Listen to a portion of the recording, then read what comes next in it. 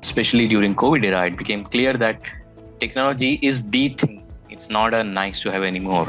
It can fundamentally make or break your business. We are the human in the loop company, which is driven by technology and talent. We stayed with the journey. We learned with them. We took ownership. We didn't say, "Hey, tell us our job, and we'll do that much, and that's it." We have never taken that approach with any of our clients. Do you like to take ownership of results or not?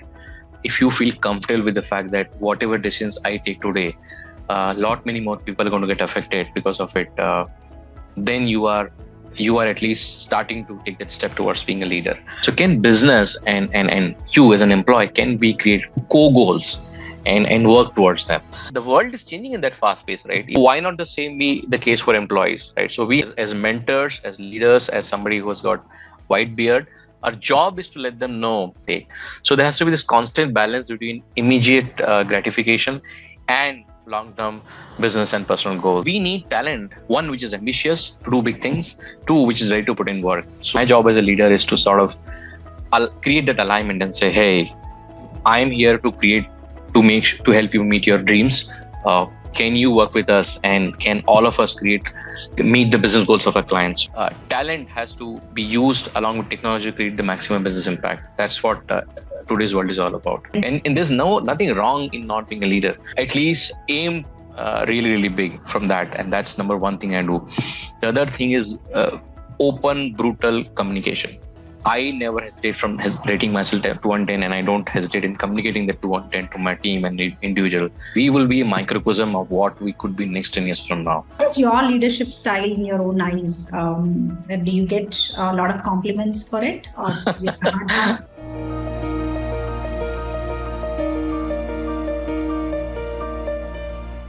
This is Aishwarya Tatapuri. I'm very happy to host Vikas Dubey from Indore. He's an IIM alumni, business leader who has been into the industry over 15 years, and his expertise lies service delivery, business development, and transition management. And I'm very happy to have him today. Well, the purpose of hosting this show is to understand the entrepreneurial mindset, as Vikas had been a professional for quite some time, and he took up the entrepreneurial journey and found Annova Solutions. Over to Vikas to hear more about Annova Solutions. Sure. First of all, Ashura, thank you so much for inviting me here. I think what we're trying to do is very exciting, and I'm sure people are going to benefit a great deal by hearing to different leaders' perspective, and we all get to learn from each other. So I look forward to this forum, not just as a speaker, but also really look forward to learn from what other leaders think. So thank you for making me part of this. About Annova, I think we started a journey 5 years back, formally, but the thought process had started a long time back. And in 2017, when Amit Jain and I were setting it up, there were two things happening which were very clear. And that's what Annova is all about. The first transformation which is happening as we speak around the world is technology. It's driven by technology. And COVID sort of brought everything to fore, how important role technology can play. Till even a decade ago, technology was looked at as an enabler, and rightly so, something which you could do, but your technology you can do better. But in last 5 years, and especially during COVID era, it became clear that technology is the thing. It's not a nice to have anymore. It can fundamentally make or break your business. So that was a transformation we want to take advantage of. The other driver which was really key in us setting up Annova was the talent mix. Tier 2 cities like Indore really offered a great opportunity of what could be done to create value at a global level, not just India level. And these are the two drivers which Amit and I sort of used to create Annova, and the journey so far has been very, very exciting. We are the human in the loop company, which is driven by technology and talent. I think it definitely needs a compelling passion and purpose to look back to your own city and then understand that there can be business, there is talent which is there can be business that can be built around that talent. Hats off to you for taking this step in terms of making that difference through your own journey of entrepreneurship to different parts of community, be it customers or be it talent or be it stakeholders. How do you think Annova Solutions makes a difference here? So during my career, I've been lucky enough to learn from the best in the business, and that association helped me understand what is required, what are the fundamental drivers, what are don'ts, what are some of the don'ts. So that experience definitely helped. And I've also seen the evolution of industry. When we got in, it was a lot about first phase was just really about we can do this from India. By the time I got into the industry, that was out of the way. Everybody knew we can do it from India. And then when we were learning, it was really a lot about SLAs. Can we deliver SLAs? What are the SOWs? We are where we have been, and it's changing constantly. It's really about, and why should client work with us is because we make it a mission to impact their business drivers using technology, using talent. We are sort of, the industry has evolved out of the SLA mindset. Everybody's saying, hey, what can you do for business? So let's say when we are working with a computer vision company, we do everything it takes, whether it is triaging the videos or doing capacity planning or using the right platform. End-to-end, though, is such a catchphrase, but we really have to take ownership of improving the model performance. If we don't do that, anything we do is of like little significance. Similarly, when we're working with a client in Australia, in financial service industry, our metrics are essentially financial metrics, revenues, the number of business owners which benefited from the program for client, how many partners we are signing up every month. So that's one example. The other example is, let's say we work with we call up US providers in US, right? And there we are looking at how soon we can get get the documents securely. Once we got in the charts, we are also into SCC coding. So what is the dollar impact of SCC coding we do? So whichever business line we look at, Annova is all about improving business of a client. That's the mission we are in for. If I talk about employees, the talent part of it, right? Why are we here? Looking for growth. Because in last 3 years, we have grown our revenue by 300 to 400%. And we need talent, one which is ambitious to do big things, two which is ready to put in work. So we are all about growth, whether our business, whether it was employees. Personally speaking, my co-founder and I, we have looked for impact. What can we do differently? Can we move the needle, whether it is business part for a client or the impact we have on careers of our employees, or what can we change in Indore and MP if we are there. So these are the three stakeholders we really cater to, and hopefully we will continue to do justice to these.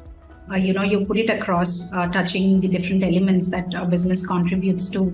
And it's nice to hear the journey of Annova, take shape, and then it's getting into a pace wherein it is much more recognized. So what were the major wins that it had so far? I know personally what Annova has achieved. I want you to speak as a founder and let the world know about it. So I think we had the idea, and the first win will remain closest to our heart. Because whatever your potential is, somebody needs to take a bet with you. As it happens, the first 3 clients which sort of took that risk with us gone on to create our 3 key business verticals. So first one was the digital BPO client, and that business is like friend, come business, everything, mentor, whatever, right? So that win remains extremely important for us. The second was in computer vision space, where our team started with a very, very small 3 people account doing fairly simple work. Today we are a 100+ member team, and the proudest moment was when our work was mentioned in New York Times. We have played such a fundamental role in bringing the client to where it is, and hopefully all of you will hear more about it. But what is of immense satisfaction is that we stayed with the journey. We learned with them. We took ownership. We didn't say, hey, tell us our job and we'll do that much and that's it. We have never taken that approach with any of our clients. But when it clicks and you get mentioned, your work gets mentioned in New York Times, that feels great. The last one I can think of is we were awarded 25 super startups. There's this program being run by our MP, Mr. Shankar Lalwani, and Annova was identified as one of the super startups, which was a great moment for us.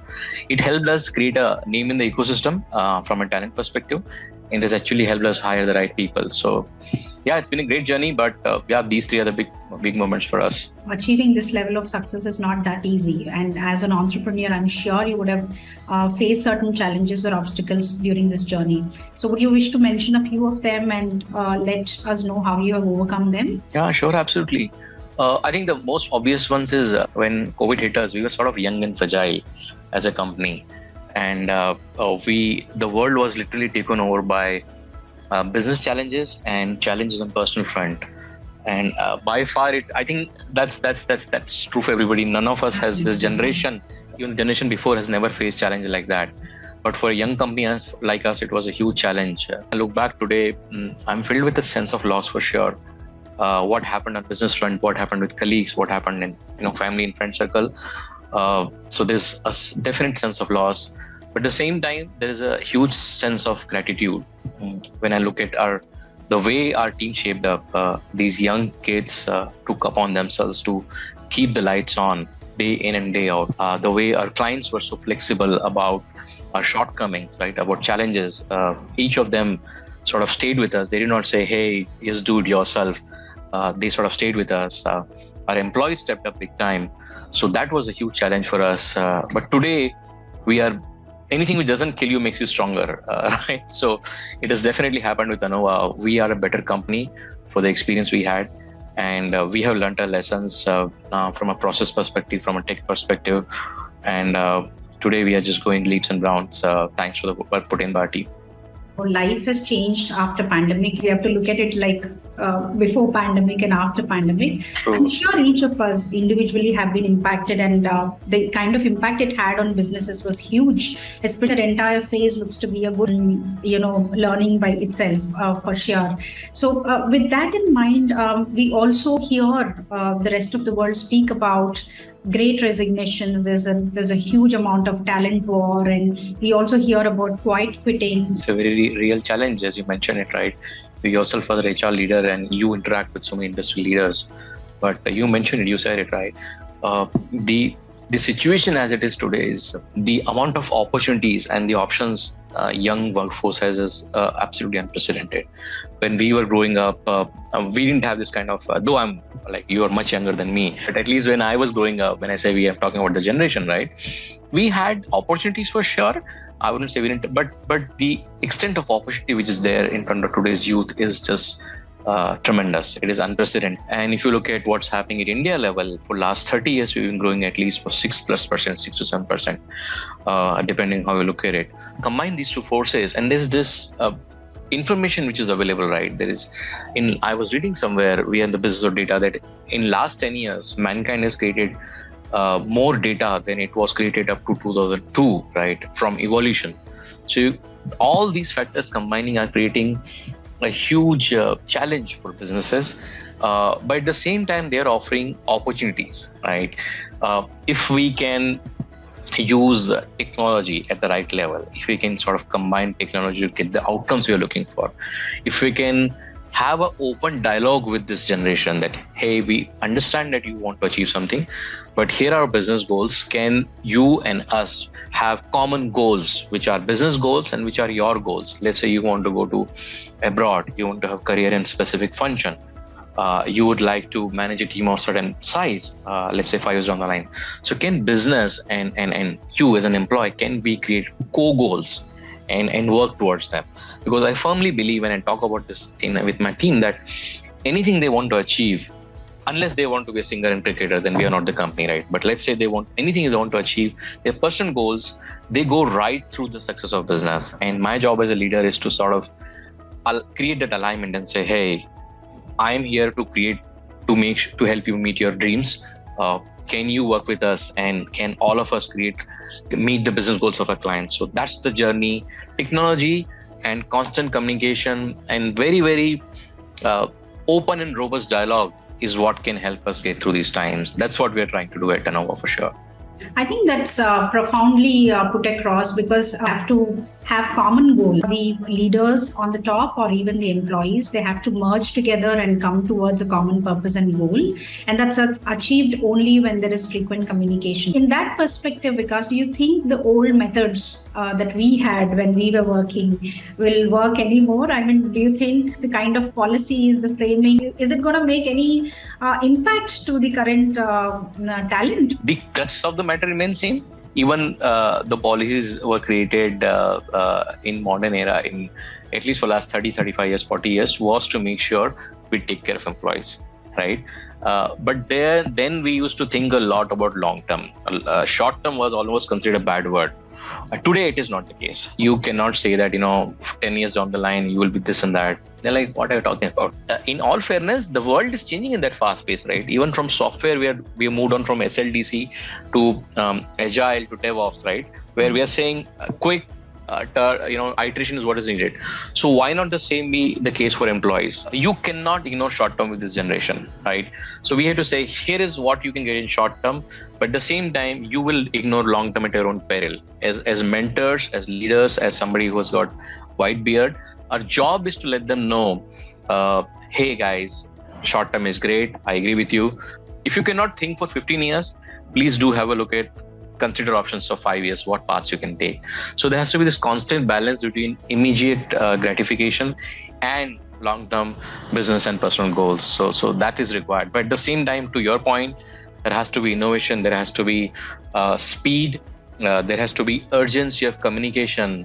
When we start to create policies, it cannot be simply about, hey, you don't know what you're talking about. These guys know what they're doing. Trust me about it. I think of taking their feedback with open ears and then understanding their needs, trying to formulate them into implementable policies or even practices. I would actually call them practices and not policies, because policies are meant to be documented and kept, whereas practices are supposed to be implemented on a day-to-day basis. I think that we as a community as a whole are able to utilize our talent to its fullest. A lot is being done, in my opinion, about leveraging the talent which is available at us, right? But a lot much more can be done, right? And I think to my defense, to the generation's defense, right? We are sort of grappling. Okay, success meant this for us. What does success mean for the young workforce, right? And how can we combine these two, right? So a lot of things are being done. For example, work from home, flexible policies, and short-term flexibility in leave policy, sabbatical. You can take a sabbatical. You forgot work from home. Work from anywhere is the concept these days. Young generation likes to work from someplace in Himachal Pradesh.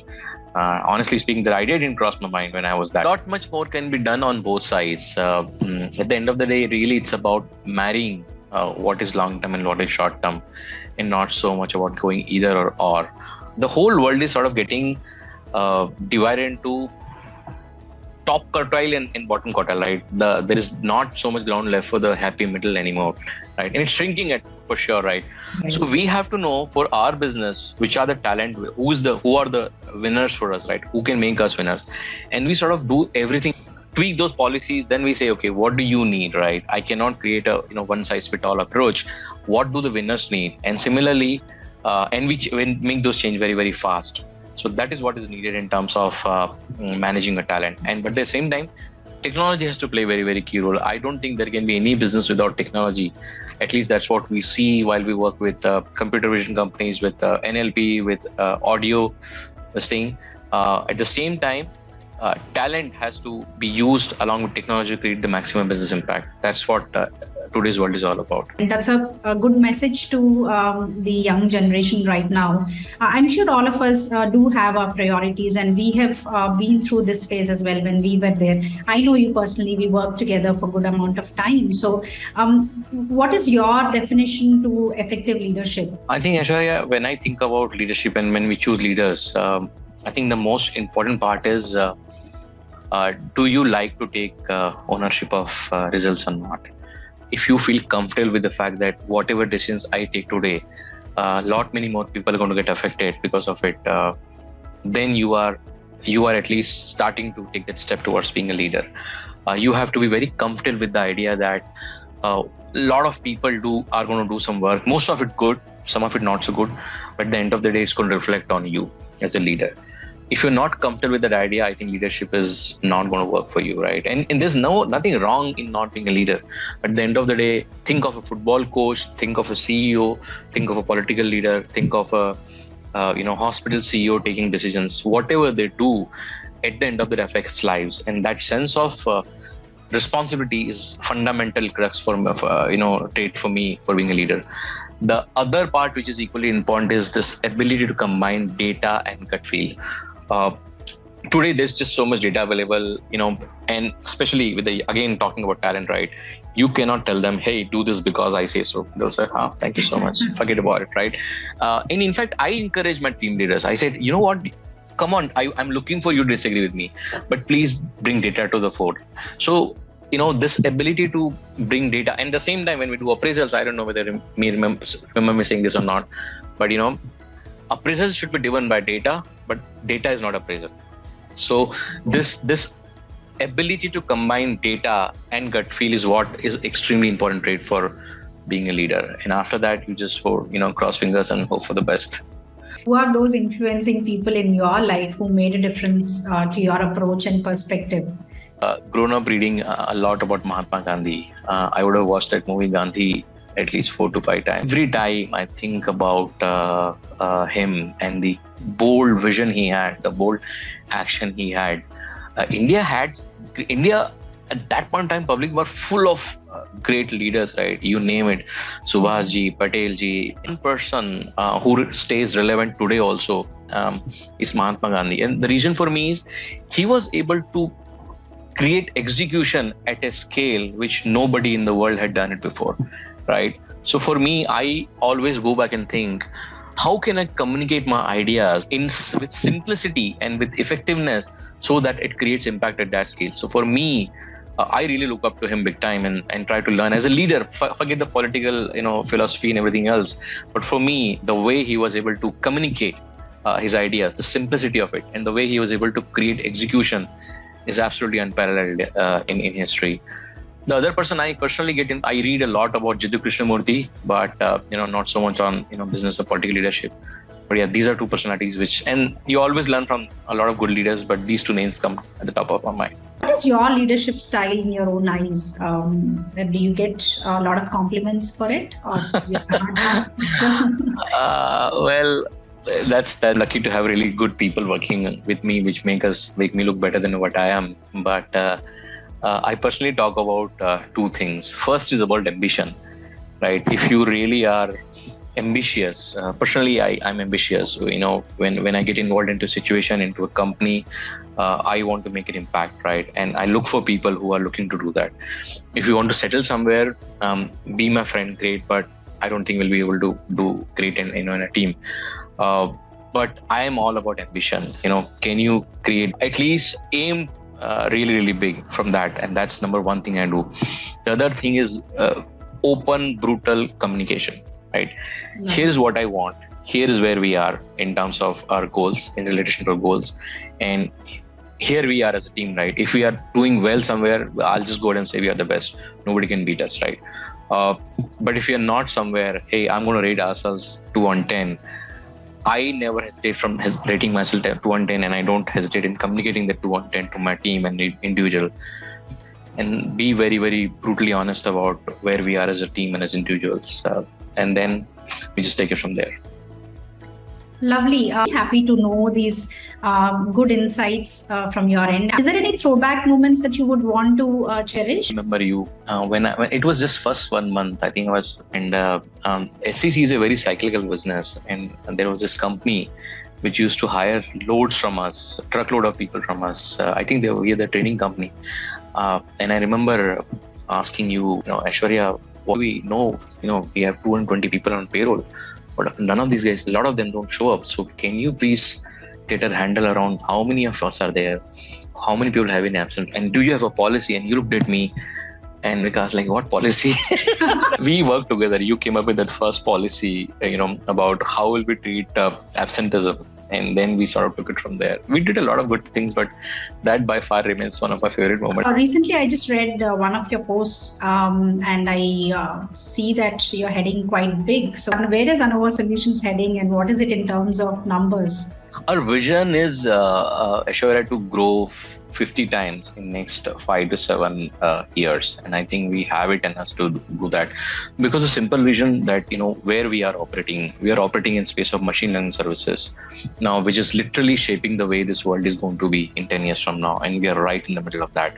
The other area we focus on is US healthcare, which is just in India must be north of $25 billion opportunity, and obviously it's a $4.3 trillion industry. So we are operating in spaces which are very big and are also key drivers in shaping I have no reason to believe why can't we be 50x in 7 to 8 years from now. The next 2 years, if I think a little short term, completed the journey which we started about 15 to 17 months ago, right? We have started to put basic building blocks in place, basic leadership in place, whether it is operations in terms of what business units we are going to be in, whether it is HR, whether it is system, whether it is finance. So we have started to bring this building blocks together, business development side. In next 2 years, that journey should be completed. We will be a microcosm of what we could be next 10 years from now. And once we do that, after that, we'll just take one day at a time, and we'll bank on your expertise and, learn from your experience, of course. And me, maximum hope is the kind of team we have, the kind of energy I see in my team. And they're like, yes, Vikas, we are here. Roll up a sleeve, tell us where do we go. And very exciting 10 years ahead of us. Hopefully we'll meet again 5 years down the line and talk about how far we have come again. Well, yeah, I think the entire team of Annova Solutions should pat on their back. The journey looks quite big, Vikas. I wish you all the very best. And I hope that you reach greater heights with that kind of momentum. You are a visionary. So thank you so much for joining us on this Leaders Speak talk show. Thank you so much, Aishwarya. Wish you the luck. Whatever you're trying to do is really absolutely worth your time and energy. It's again a bold vision. No doubt you'll achieve whatever you're trying to achieve. So loads of luck from our side as well. Thank you so much. Thanks a lot.